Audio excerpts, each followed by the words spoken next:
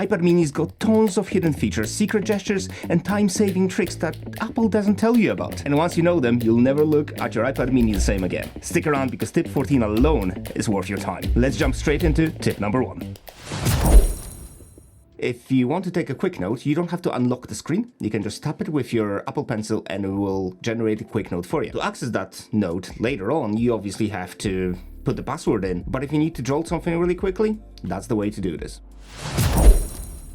One thing that was taken away in iOS 26 was the ability to create a quick note by just dragging your finger from the bottom right corner of the screen. But it still works if you're using the Apple Pencil. I'm not sure if it works with other pencils, but Pencil Pro definitely does the trick.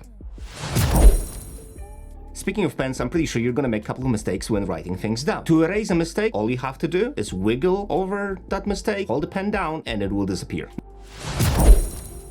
Now, if you ever struggled with making a straight line, all you have to do is just to make that line and keep the pen down. It will straighten it for you. Same with the arrows, it takes a little bit of practice. Now let's talk about iPad and keyboards, and not connecting Bluetooth keyboard, because you probably know that you can do this. We're talking about the on-screen keyboard. Now in the past you could split that up into 2 keyboards so it was easier to type with both hands. Sadly that's been taken away. The only thing we can do right now is to squeeze that keyboard with 2 fingers, and that creates like a mini version of the keyboard that you can use swipe to text. Now this might not be the most helpful thing in the world, but at least allows us to type a little bit faster if you just want to use one hand. Since we're talking keyboards, the easiest way to move the cursor around is to hold down the space button, and then you've got full freedom to move it to the point where you want it. Another useful feature is accessing special characters by just holding down one of the buttons, and then you've got all the options popping out, instead of going on Google and copying and pasting those special characters off the search. Another thing you can access on the keyboard that's not very obvious, and to be fair, it was pretty frustrating when you move between, say, Android and iOS, is not having a row of numbers above text. Now all you have to do is hold down the finger and swipe down to access the number or the symbol that's above the character. I kinda wish that was available on the iPhones too. When it comes to gaming on the iPad mini, you know that this is powerful enough to play most of the games in the App Store, but one of the things you might have missed is the fact that you can control these games using a gaming pad. All you have to do is pair your controller with the iPad. If you got a PlayStation controller, you have to hold down the PlayStation button and the share and wait for it to start blinking. As soon as that happens, it pops out in your Bluetooth settings and you're sorted. This changes how you're viewing the games completely, and if you've got some old controllers, say from PlayStation 4, they will work as well. This is not so much of a hack as more of a quality of life improvement. I don't know about you, but I keep switching on Siri all the time, especially when I don't need it. I never really talk to my Siri on the iPad. If I need anything messed up by Siri, I use my iPhone. And if I need an AI, I reach out to ChatGPT. So I recommend disabling it in the settings, as you can see here on the screen. It will help you to avoid a lot of frustration. The same goes for shake to undo. To undo an action, all you have to do is tap 3 fingers on the screen. That shake to undo typically comes in as annoyance rather than something that's actually handy. And there were so many times when I lost something I typed in just a second ago. So for your own sanity, I suggest switching it off. My handwriting is absolutely atrocious, and anyone who went to school with me and tried to cheat off my papers knows that I wasn't doing this on purpose. My calligraphy doesn't exist. So I was so thankful when I discovered that the iPad can correct my writing, at least to some extent. All you have to do is go in settings and toggle on auto refine handwriting. This is one of the features I don't use personally that often, but I've seen a lot of people using them to fill up forms, which is Scribble. Scribble converts your handwritten text into a typed text, and to be fair, with my handwriting, it's not that really handy. But if you're one of those people who just want to convert whatever you're writing down into a typed text, this is the way to go. This feature comes with the iOS 26. We're in beta 3 right now, and I can wholeheartedly recommend installing it because it's dead stable. It feels like almost a finished product.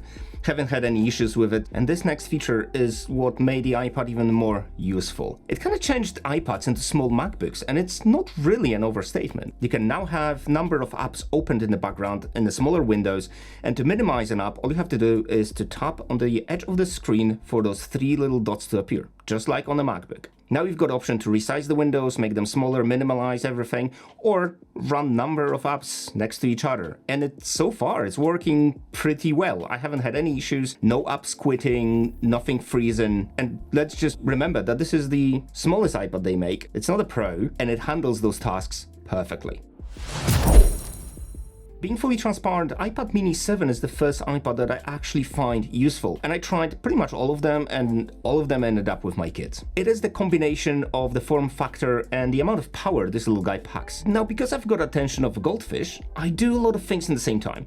So having the option of having picture-in-picture, which means, say, rolling with Netflix or YouTube in the corner, when I'm working on something else or browsing web, is super useful to me. All you have to do to use picture-in-picture is pull down on the movie you're watching, and it will automatically resize itself to a smaller screen so you can keep browsing the web or replying to work emails. Now, this might not be a breakthrough, but I do like having all my devices kind of having the same vibe at the same time. So being able to customize Safari's landing page is a pretty cool feature, at least for me. Now, a really cool thing about Safari is that you can hide distracting items. All you have to do is tap this little button here, tap this hide distracting items, and then select items you want to get rid of. You can do this with a pen, or you can do this with a finger, hide this, and then once you're done, click the tick here, so you can just browse the website. There are two more tricks here, and the first one is that you can turn any article into a podcast. So again, we're clicking on this little button here, and then listen to the page. It reads the article for you. Now, you can also choose to read that page a little bit faster or slower. So you've got different speaking rates. You can slow it down if it's going too fast for you, or you can double exit so you're not wasting so much time on pauses and stuff like that. The other thing you can access from this little menu is Show Reader. If you tap this, it gives you the article without any extra fluff. No pictures, no pop-ups, no nothing. You can just enjoy the text on its own. Another very useful feature is being able to take screenshots using your pen. Now, typically what you had to do is you have to press the power button and volume at the same time to take a screenshot. However, that's pretty inconvenient, and the easiest way to do this with a pen is to drag from the left bottom corner upwards, and that takes a screenshot for you. And from here, just as per usual, you can mark things up. Like, for example, I want to highlight this section, and if you hold the pen down, it will make this a nice straight line. From here you can also take notes, and if you've got Auto Refine switched on, that will refine the notes on your screenshots as well.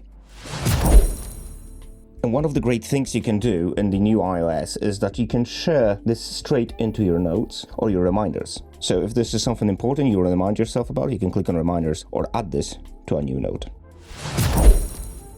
So this might not be a feature of the iPad itself, but I've been trying different stands and different covers, and I found this muffed thing. This is not sponsored, by the way. I got it with my own money. I just really like the fact that it can be molded to whatever situation you need it. I'll drop a link below if you're interested, but I'll also make a separate video on all the accessories I'm using with my iPads, but also my iPhone. So subscribe if you haven't yet for those updates. So that's all from me. If you have any questions, drop them below, and I'll see you in the next one.